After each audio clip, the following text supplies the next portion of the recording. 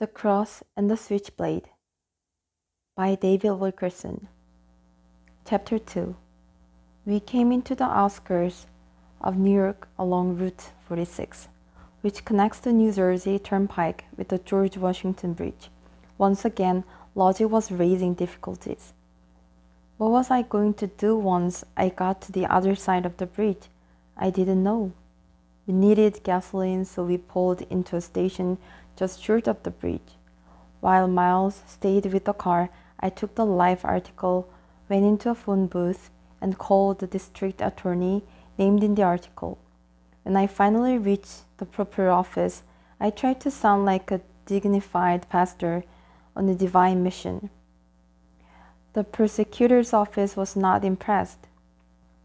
The district attorney will not put up with any interference in this case. Good day to you, sir.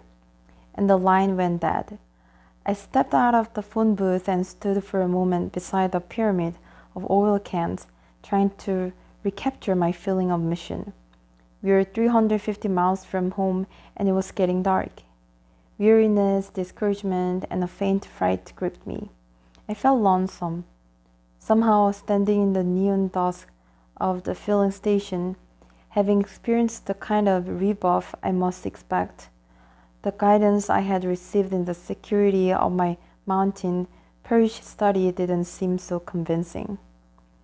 Hey David, it was Miles calling. We're blocking the exit here. We pulled out onto the highway. Instantly, we were locked in a gigantic traffic flow. We couldn't have turned around if we had wanted to. I had never seen so many cars all in a hurry. They pulled around me and honked at me. The air brakes on gigantic trucks hissed at me. What a sight the bridge was. A river of red lights on the right. Taillights of the cars in front and the white glare of oncoming traffic and the immense skyline looming out of the night ahead. I realized suddenly how countrified I really was. What do we need now? I asked Miles at the end of the bridge, where a dozen green signs pointed us to highways whose names meant nothing to us. When in doubt, said Miles, follow the car ahead. The car ahead, it turned out, was going to Upper Manhattan. So did we. Look, said Miles, after we had gone through two red lights and nearly run over a police officer who stood sadly shaking his head after us. There's a name I know, Broadway. The familiar street name was like a face from home in a strange crowd. We followed Broadway past numbered street signs that whirled steadily downward from over 200 to under 50, and suddenly we were in Times Square. We thought of quiet evenings in Phillipsburg as Miles read out words from the Marquez. Naked streets, loveless love, teenage girl of the night, shame.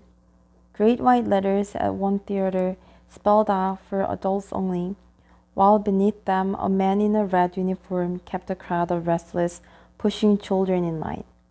A few blocks later we came to Macy's, then Gimbel's.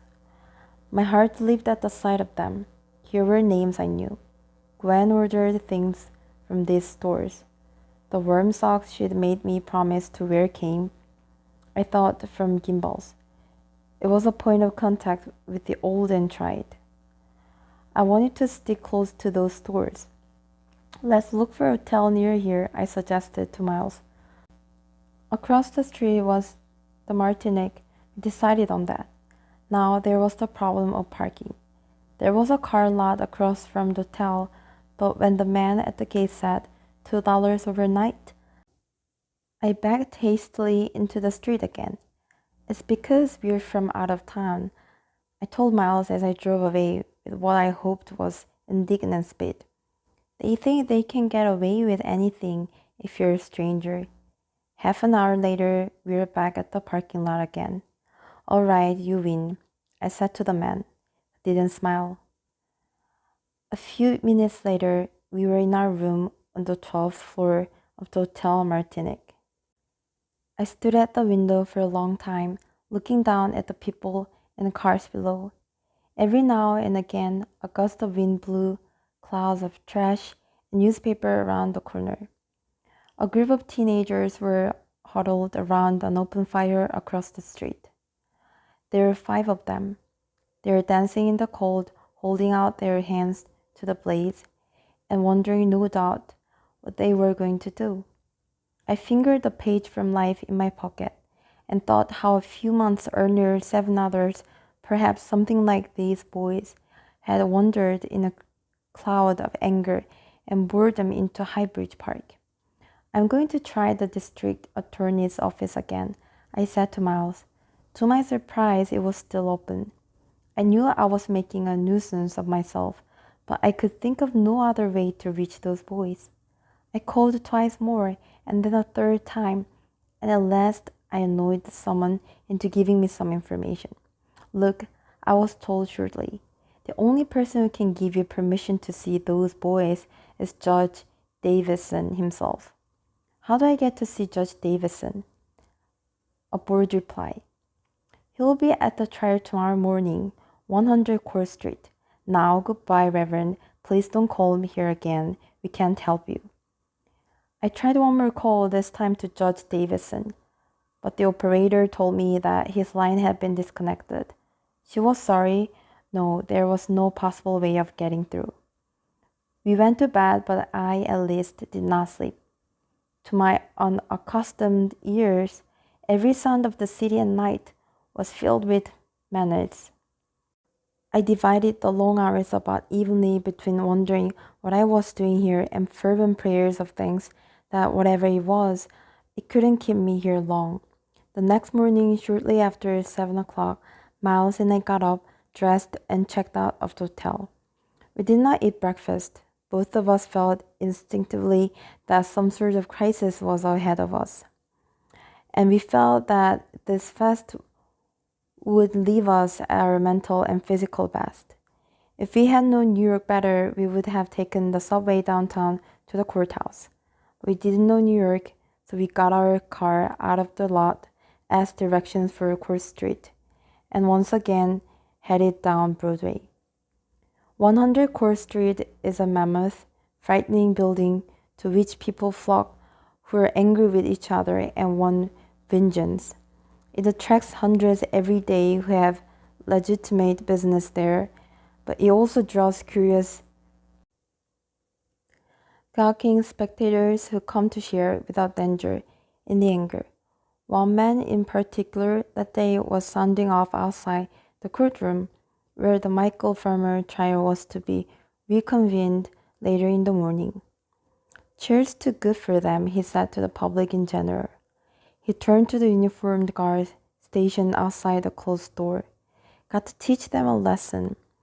Young punks, make an example out of them. The guard hooked his thumbs in his belt and turned his back on the man as if he had long ago learned that this was the only defense against the self-appointed guardians of justice. By the time we arrived at 8:30, there were 40 people waiting in the line to enter the courtroom. I discovered later that there were 42 seats available that day in the spectator section. I have often thought that if we'd stopped for breakfast, all that has happened to me since that morning of February 28th, 1958 would have taken a different direction. For an hour and a half, we stood in line, not daring to leave, since there were others waiting for a chance to step into our places. Once, when a court official passed down the line, I pointed to a door farther along the corridor. Is that Judge Davison's chambers? I asked him. He nodded. Could I see him, do you think? The man looked at me and laughed. He didn't answer, just gave you a grunt that was half scorn, half amusement, and walked away. At around 10 o'clock, a guard opened the courtroom doors, and we filed into a little vestibule where each one of us was briefly inspected. We held out our arms. I took it they were looking for weapons. They've threatened the judge's life, said the man in front of me, turning around while he was being searched. The Dragoon gang said they'd get him in court.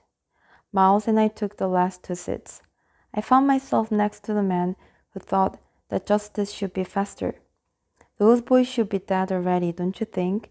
he said to me even before we were seated, and then turned to ask his other neighbor the same question before I had a chance to answer. I was surprised at the size of the courtroom.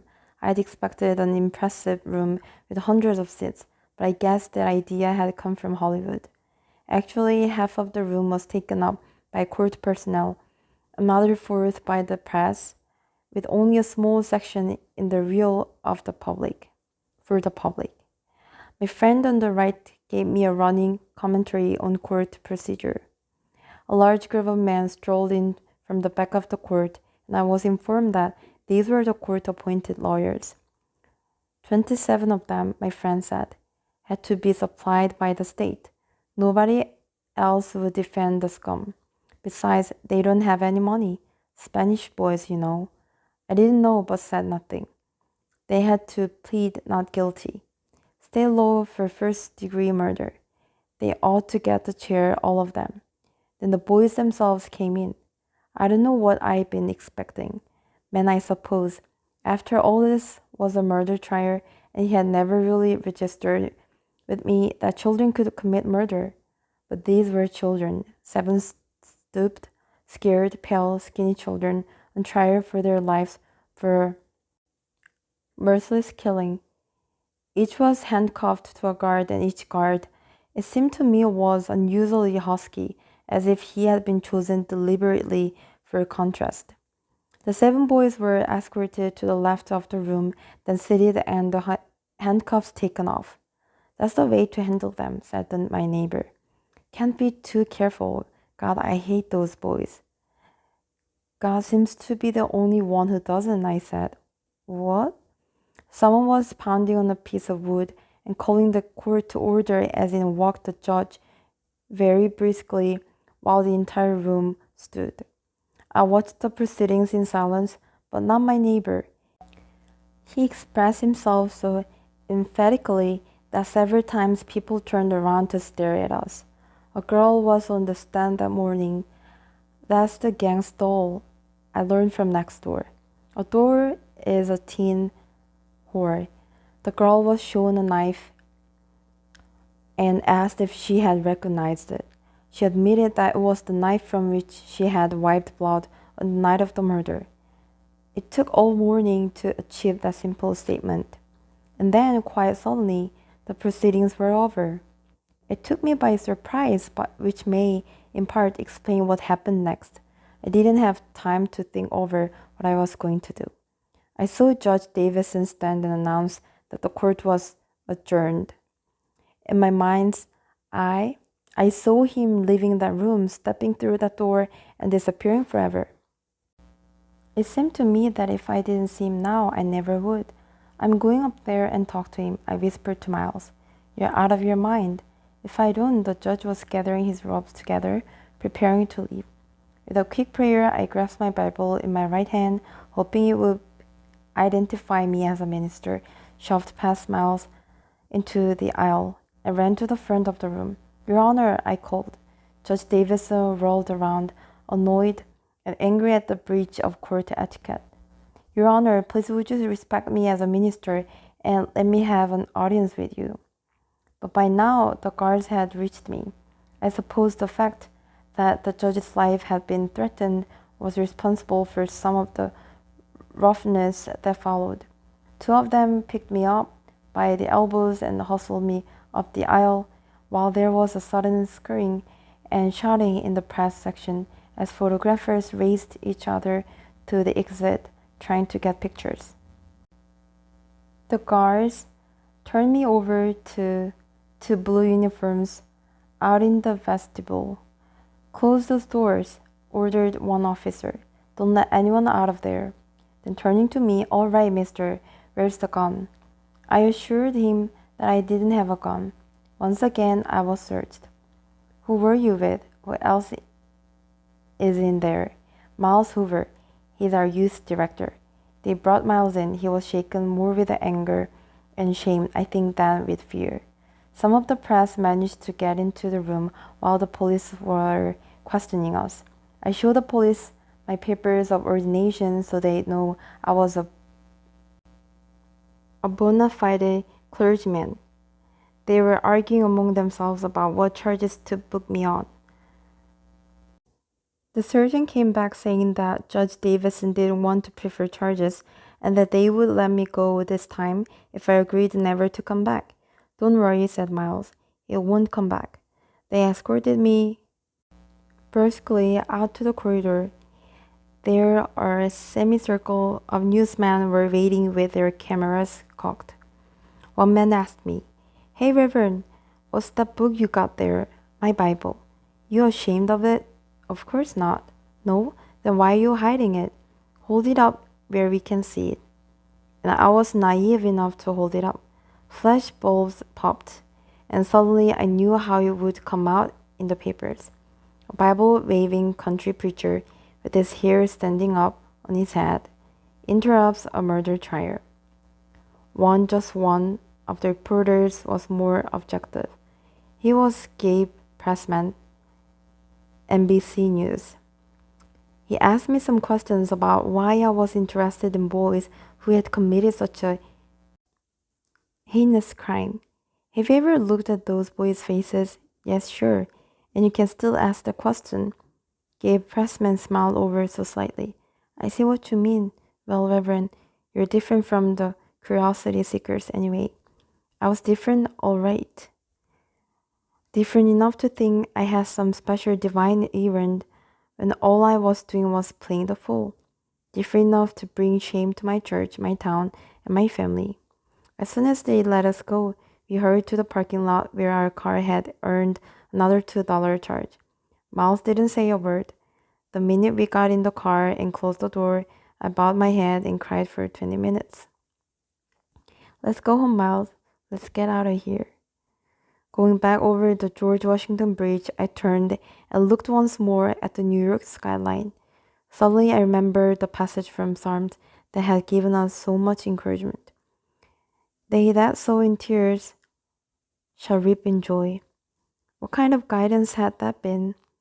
I began to doubt there was such a thing as getting pinpointed instructions from God.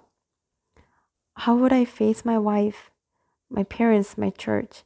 I had stood before the congregation and told them that God had moved on my heart, and now I must go home and tell them that I had made a mistake, that I did not know the heart of God at all.